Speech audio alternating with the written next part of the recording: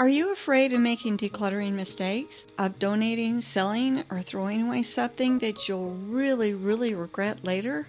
Me too. And I've nearly made some whoppers. I had to stop and think about what I'm doing so that I can get my head straight before I continue. I want to simplify my life, but I want to do it right. In this video, I'm going to share what I learned so you won't make the same mistakes I nearly made. If you relate to anything in this video, you may want to subscribe because we're on a journey to declutter and simplify and enjoy our lives more. That way, you won't miss anything that's coming up. It's tempting to label everything that's in our way as clutter because it's creating mental and emotional havoc, but maybe, just maybe, you have that item in the wrong place. So you've made it unusable and it feels like clutter. Well, you see me working on my kitchen and moving my spices around and everything. The kitchen organization was a mess. I was too sick to be cooking for a long time. So my husband and my son started using the kitchen a lot, and they just aren't great at organizing. So the system I had going, which really wasn't good to begin with, fell apart. It got so bad that when I started cooking again, I had to look at every single bottle in the cabinet to find what I needed, and I still couldn't find it. It felt like they had been just littering it with all sorts of meaningless, huge containers of spices I'd never use. I wanted to throw everything away and start again.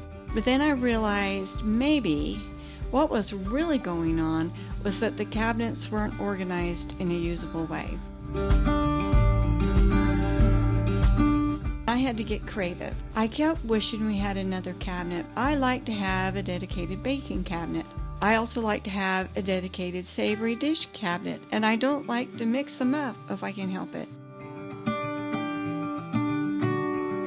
The logical place for the savory cabinet to me was next to the stove. But I had tried that before on the left side of the stove. It didn't work out because then the glassware had to be in the far cabinet that's over in the corner. That was just too far away for me and the kids to reach. So most of the time I had to get on a stool to get a glass, which was just kind of nuts. Out of desperation, a few years ago, I moved all the spices into that same right cabinet. I alphabetized them thinking that might solve the problem, and then I moved my larger baking supplies over into that crazy cabinet in the corner that I could hardly reach. I assumed that I'd remember what was in that cabinet. Well, that failed. All that happened was that I had a sense that I needed to throw everything away, or that I didn't have what I needed, so I needed to go shop and buy some more. One day it occurred to me that I can make a fake cabinet by putting all of the savory spices over the stove. It was such a new idea to me. I had to think about that a long time. I wondered how would it feel to have all of those bottles there. I waited quite a while before I did the actual work of putting spices in the bottles.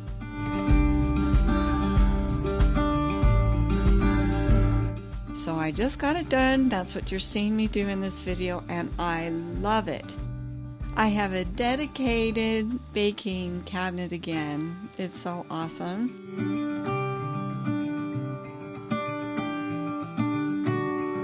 After I got this all done, I found out I really had almost no clutter in that cabinet. It was just disorganized. It wasn't functional. And now I realize if I hadn't really gone through it and cleaned up all the spices, I may have mistakenly thrown away ingredients that I really need to use.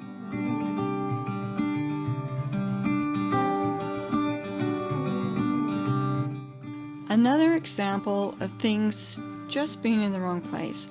So I have a drawer that's by my chair in my bedroom that holds all my fingernail filing stuff and lotion and that kind of things. Well, every time I have looked in it recently, it's felt like, oh, this is so cluttery, I need to get rid of it. I'm not using any of these things. Then at the same time, I started to notice my fingernails and my cuticles weren't looking very good. I'm like, what's happened? Why am I not taking care of them? And then I realized the problem. Recently, my husband and I have gotten so we don't watch TV in my bedroom anymore. We watch it down in the family room. Well, guess what I do when I'm watching TV? I file my nails, and I clean up my cuticles. But my supplies were all up on a different floor.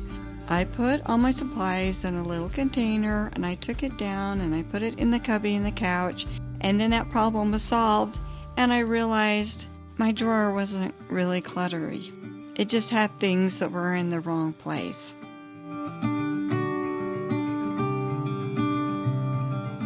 Here's a scary example for you. I inherited my grandmother's silverware, and I loved her so much. I have so many memories of being at her house on holidays and using that silverware. Well, after I got it, I used to use it all the time when we'd have Sunday dinner. When we first moved into this house, I had it in this big drawer. We were able to get it, and it went really well. Well, then I started collecting all of these different floor cleaning things that have a lot of pads that go on them, and I put them in that drawer, and then I moved the box of silverware up onto the top shelf in the pantry.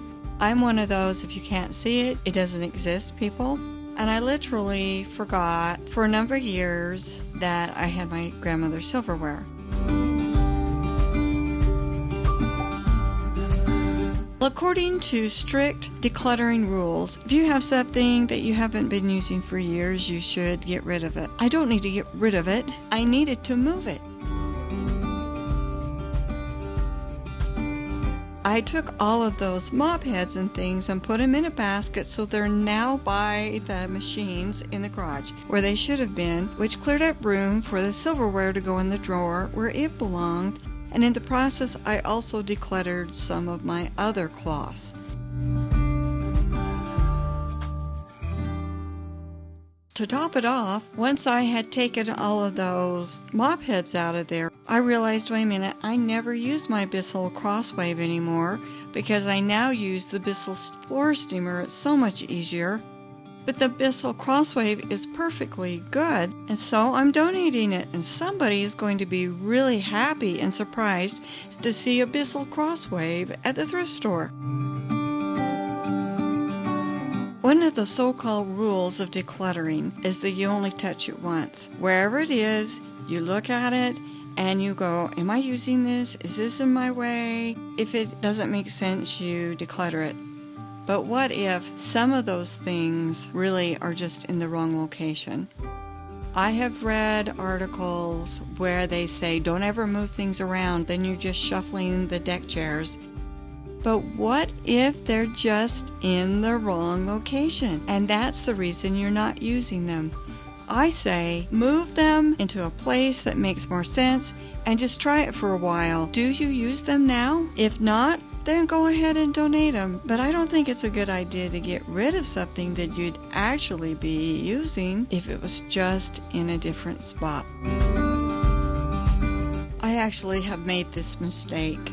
Yeah, I made this mistake. So I was decluttering one of the cabinets and I came across this mandolin, and I remembered that my husband had really injured his fingers with it, and it was in a crazy place in the cabinet, which I thought meant that he was not going to use it anymore. I thought, well, I'm going to declutter this, and I did. Well, a few months later, he just started tearing the cabinets apart looking for his mandolin. He said, I use that when I make fried potatoes. I want to use it. I want to make fried potatoes. And I was like, oh, I don't know, honey. And actually, I wasn't entirely sure. Did I donate it or did I just think about donating it? So I started looking through the cabinets and looked through all the weird things and all the weird places, and finally decided, yeah, I must have donated it. So I bought him a new one, and I got it, and I said, honey, here's where it is in the cabinet. I think that it's really important that when we see people talking about decluttering on YouTube or social media, and that includes watching my videos, you need to carefully think about, how does this really fit with me, my values, and my life? I have no problem with people becoming minimalists. If it suits them, that's fine. If it makes them happy, that's fine. However, I really think it's important that we remember that while they offer valuable insights, their ideal isn't universal. Judging clutter based on someone else's standards is just a recipe for misunderstanding and unnecessary pressure. Clutter really is more about usage and enjoyment than anything. If we don't use it, and I mean truly don't use it, not just being like me, forget about it or having it in the wrong spot, then it is probably clutter. Clutter is subjective. What brings joy and utility to one person might feel excessive to another. It's all about how the individual interacts with their belongings. Focus on your possessions and how they impact your life. Do they inspire and empower you, or do they weigh you down and create stress?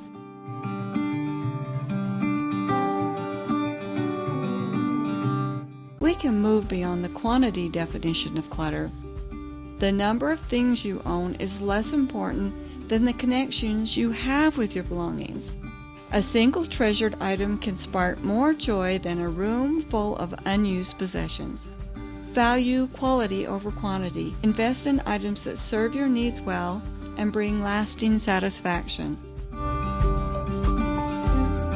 Remember, the purpose of decluttering isn't just to get rid of stuff, it's to create space for the things you use and that truly matter in your life. Clutter isn't a binary state. It exists on a spectrum, and what qualifies as clutter can shift over time and with your evolving needs. Being mindful of your relationship with your belongings. Evaluate their use regularly and emotional impact to ensure they're still contributing to your life.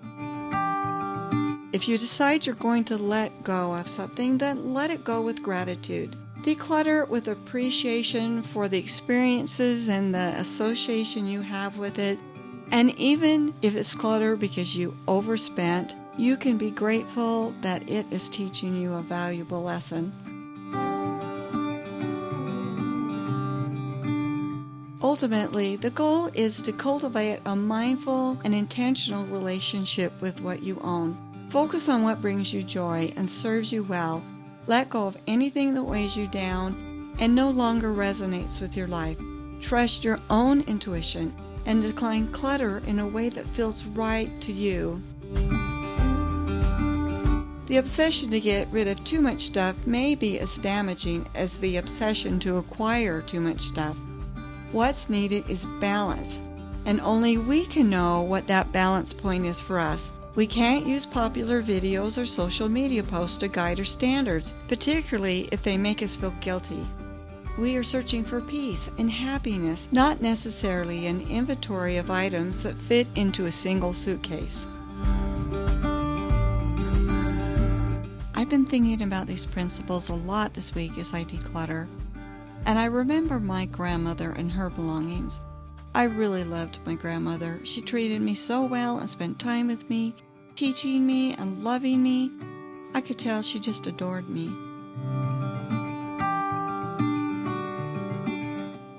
I think about her often, talk about her, and I pass her teachings along to my children.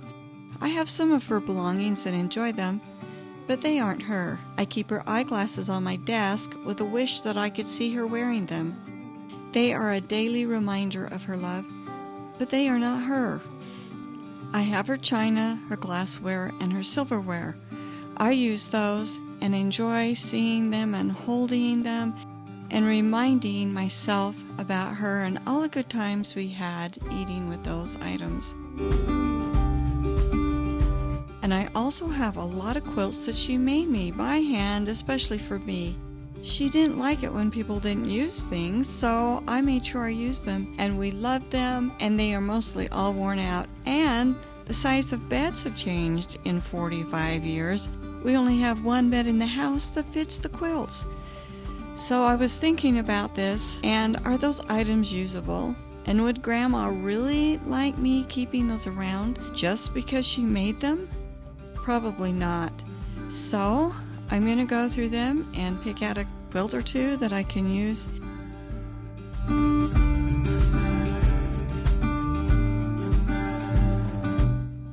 On the other hand, if we talk about some things I recently inherited from my mom was overly sentimental, I would say. And she has so many things and linens and all kinds of things that have deteriorated and yellowed and can't be used, can't be displayed. She kept them just simply because they belonged to her grandmother or her great-grandmother. If I get rid of those things, that doesn't mean that I didn't love them or love who they are or love her. And I don't think that they're going to haunt me from the grave. Although, when my mom was alive, sometimes she acted like they would, although she didn't really believe that. I have felt burdened with those things because I can't use them, and it doesn't matter where I put them. If I put them in a trunk, in a storage unit, I can't use them. I just can't use them. So, it's time to declutter those items. Here's a video with a lot of tips that can make your life feel calmer. I hope I see you next time. Bye!